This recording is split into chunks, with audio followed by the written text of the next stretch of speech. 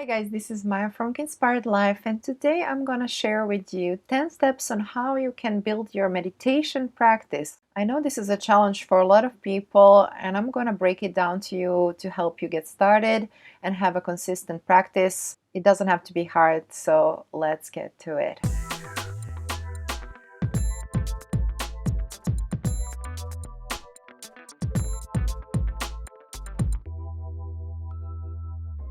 So if you're new here, welcome. Thank you for stopping by. I teach meditation, law of attraction, and share personal development tips on my channel. So if this is something that speaks to you, consider subscribing. Your support means a lot to me, so I would really appreciate it. Meditation has helped me so much in my life. That's why I love teaching it and sharing tips to make it easier. It is a practice and it will take time, but hopefully these tips will help you get started and help you feel the benefits of this amazing tool that we have that you can do anywhere, anytime, and feel amazing. This is how I stay in alignment, and that helps me actually manifest all of the things that I want to attract in my life, because it helps me bring my energy to zero resistance. When you're just being and being present, it's the most wonderful place to be in. Hopefully these tips will help you, and yeah, let us get started.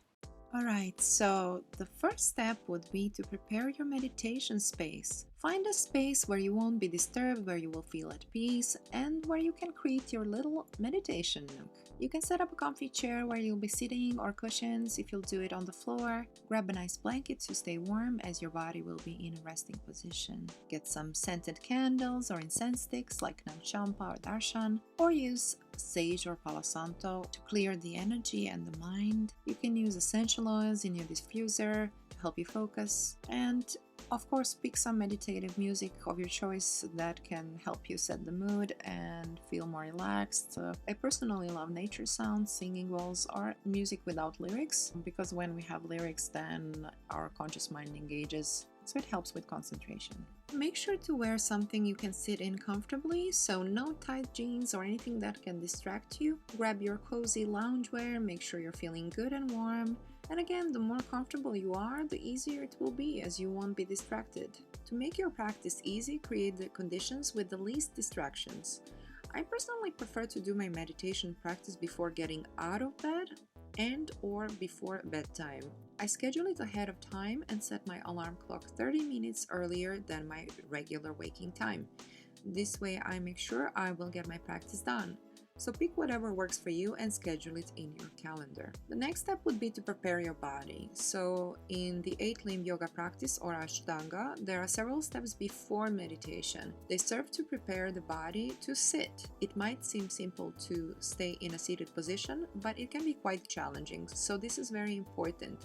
To do some stretching, maybe do some yoga asanas, or the postures, or any kind of light body work. If you sit for a longer period, it can get quite uncomfortable, so it is important to prepare the body for this position to avoid any cramping or numbness after a while, because that can be quite distracting when you're trying to meditate. So when you prepare your body, it will be more comfortable to sit in for a longer period, and of course it will be easier to relax and focus on your meditation. Now personally, I love to do some breathing exercises or pranayamas before my practice. This is also one of the steps before meditation in the traditional yoga practice. From my experience and experience with my students, it really helps to clear the mind and to enter a beautiful, relaxed state. I like to start my practice with energizing breathwork such as breath of fire or Bhastrika pranayama. These techniques include active rhythmical breathing through both nostrils. It's an easy way to clear your mind quickly and effectively. Once your mind is cleansed, you can do a deep conscious breathing practice called Nadi Shodhana Pranayama, or alternate nostril breathing. That helps you balance the two hemispheres of the brain, all of the beautiful energies, and it just really helps you feel more relaxed. Complete as many cycles as you feel comfortable, 10, 15, 20. Otherwise, set a timer for 5 or 10 minutes. Keep breathing until you hear the bell, and then you can dive into your meditation. By practicing breathwork before meditation, we prepare the mind to settle and increase focus as we observe the breath. The next step would be to find the perfect meditation for you. Now, I've been studying different kinds of meditations over the years, and I realized that there is one thing in common: one pointed focus. The key to successful meditation is to keep your mind focused on one thing. That is actually how you will silence your thoughts. Instead of trying to stop thinking, focus on that one thing instead. This will make your meditation more pleasant and it will be much easier. Now, there are different meditations. I really recommend you pick the one that resonates with you the most. There is the mantra meditation, where you get a mantra from your teacher. Honestly, you can even use an affirmation or a word that holds meaning to you. Usually we use japa mala, which is a string of beads we use to count the mantras, the number of mantras we repeat. So we are repeating the mantras. We move from bead to bead until we complete the cycle, which is usually 108 repetitions. Second one I really love is mindfulness meditation, and this is the one I practice the most because I have found that when we're living in the present moment, it's very beneficial. Your mind is clear, you are able to focus easier, you preserve so much energy actually, and you feel more relaxed. You can do that by focusing on the breath, sensations in the body, or simply listening to the sounds around you.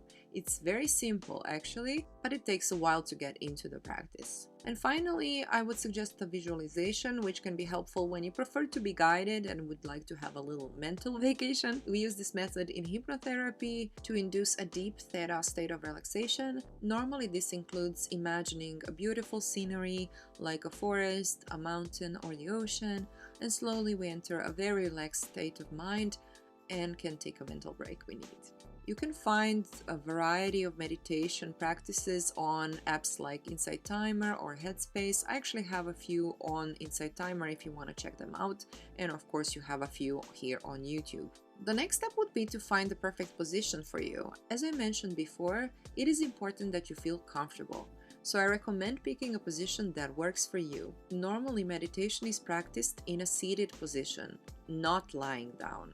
It is important to have your spine straight while seated. What helps is having something to support you, like the back of a chair, a cushion, or a wall behind you. If you can't hold the spine straight, obviously, it really does become easier with time. Additionally, turn your pelvis towards the floor, and that will immediately straighten you. Make sure to relax the muscles in that position to avoid any discomfort or pain in the back. The most common positions are the cross-legged position or a kneeling position. If these don't work, sit on a chair with your feet placed on the floor. And remember, pace yourself. If you're a beginner, start small and build your practice with time.